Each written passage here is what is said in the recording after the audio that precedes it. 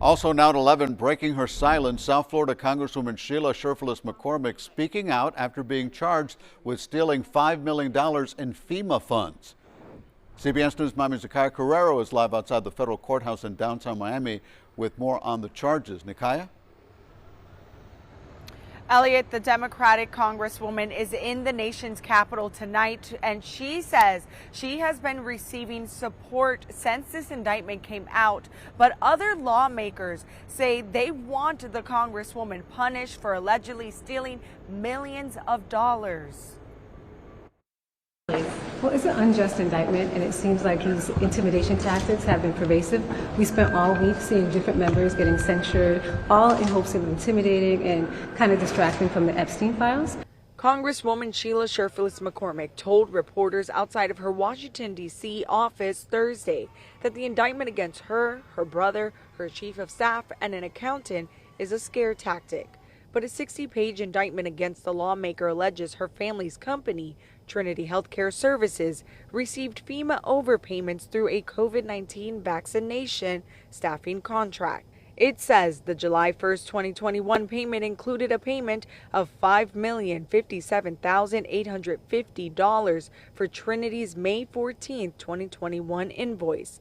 The documents say it was the result of a clerical error by FDEM or the Florida Division of Emergency Management. It also states the Congresswoman and her co-defendants intended to keep the stolen funds and convert the funds for their own use and the benefit of her election committee for Congress. I look forward to my day in court so I can prove myself and actually state the truth.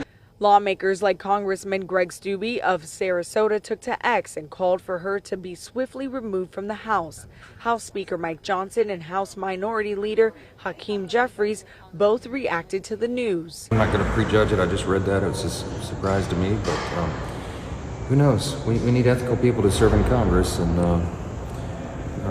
we'll see what happens. Sheila is entitled to the presumption of innocence like every other American. She's entitled to her day in court, and she's entitled to a jury of her peers. And while Republican lawmakers are calling for Cherfilus-McCormick to step down, she has other plans. They didn't elect me, it was my district, and so we'll keep fighting for the people and keep working like we're doing now until they get what they need. So we're here for the people. Now, the U.S. Attorney General Pam Bondi also spoke out about the indictment, saying using disaster relief funds for self-enrichment is a particularly selfish, cynical crime.